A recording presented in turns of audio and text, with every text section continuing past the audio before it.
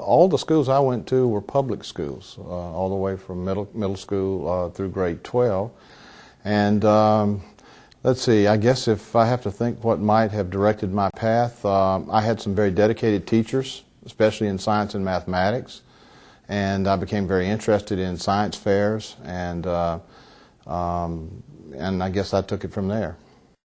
My parents certainly weren't scientists. They didn't go to college. But they were extremely supportive. They were great parents. They put up with my science labs in the garage and my making rocket fuel and my use of rodents and rabbits. And so they were very helpful in helping me develop my career in science, but they weren't scientists themselves. I loved school. I loved science and math.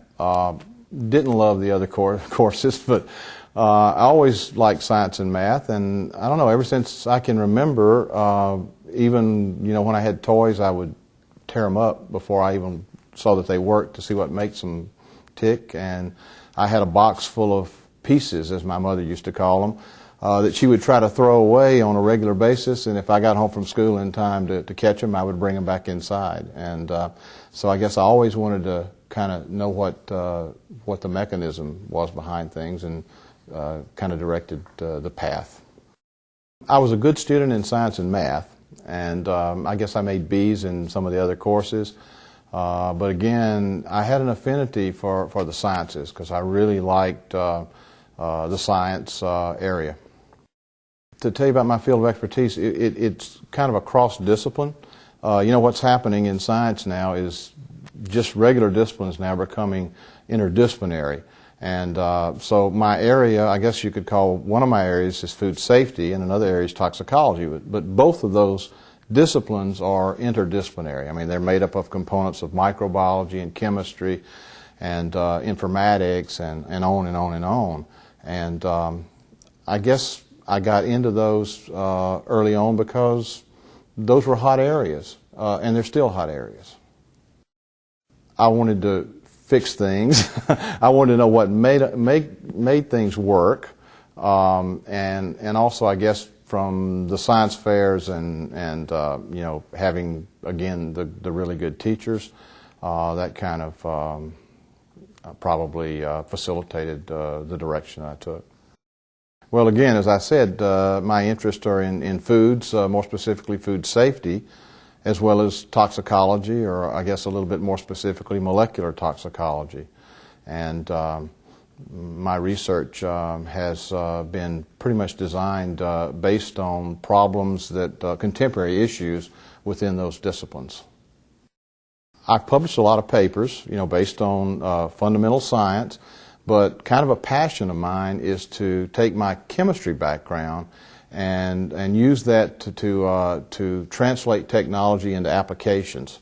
And I have a couple of patents. Several of these are for detector systems for very important toxins, and others are systems to interventions to help decrease exposure to certain toxins and also hopefully prevent disease.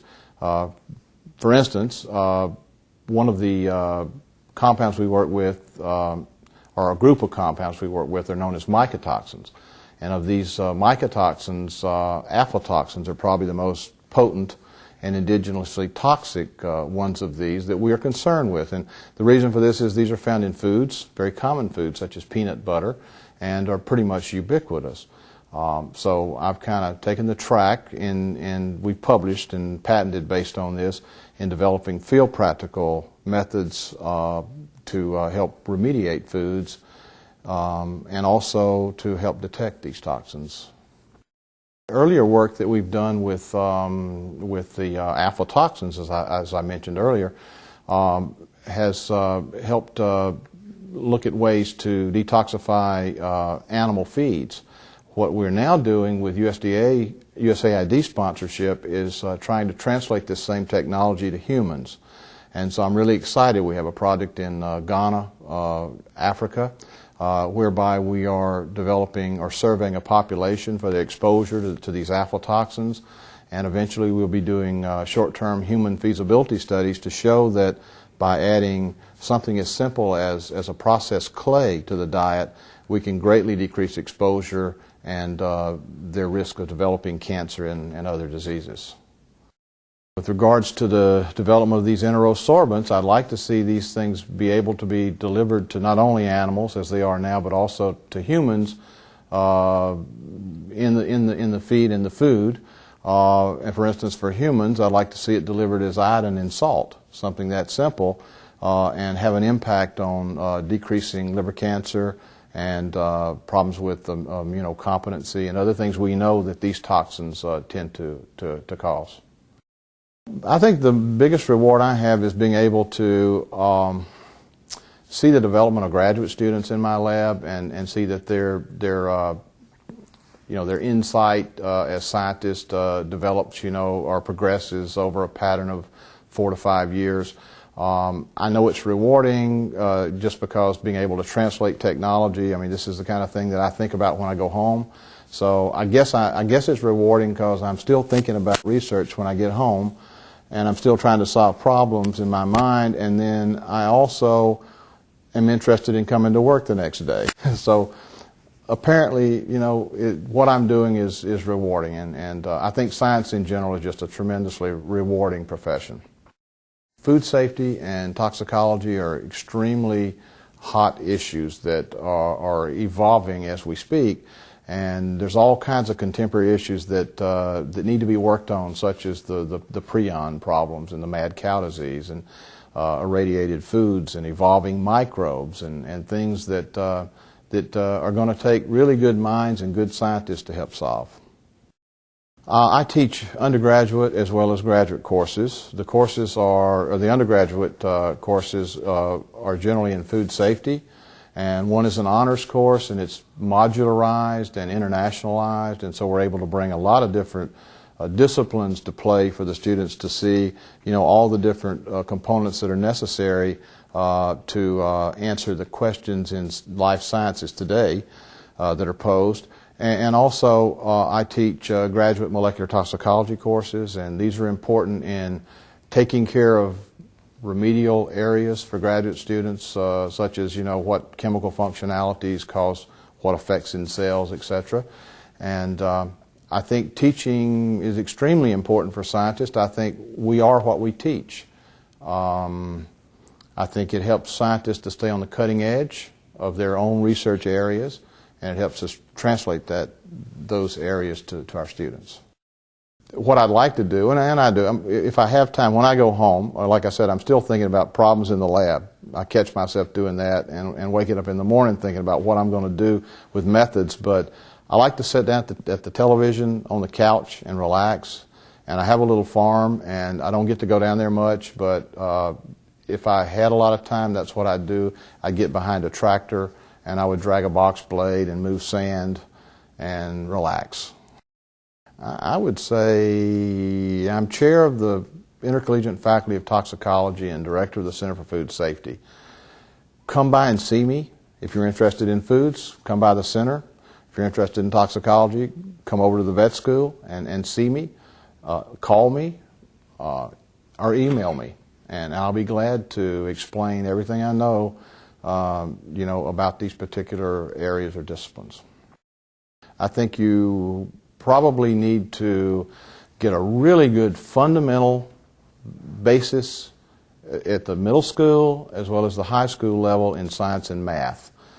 Don't miss out on that, because it's extremely important in being able to move in the direction you need to move as you get into college. And you need to probably enjoy problem solving and maybe even be creative. I thought I was kind of weird because I'm left-handed, and for a long time I couldn't figure out exactly why I like science, and I used to think maybe it's because I'm left-handed, but that's not the case. Anybody can be a scientist, but they need a really good dedicated teachers are helpful, but they also need a good background fundamentally in math and science.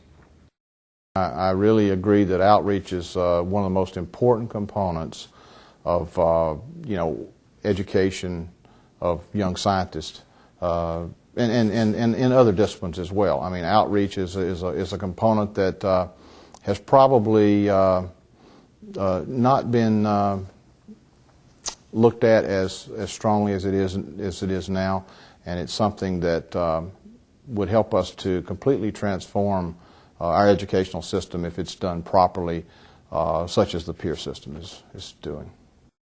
I just say basically, to take the motivation that you have in those potentially in those students and unleash it, by putting problem solving and creativity into the courses. I mean, there are great teachers, in the middle school, and I've met them through your peer program, like Claire Malik, for instance, and a lot of other teachers that have such tremendous potential, and by the way they present the concepts, they make all the difference in the world.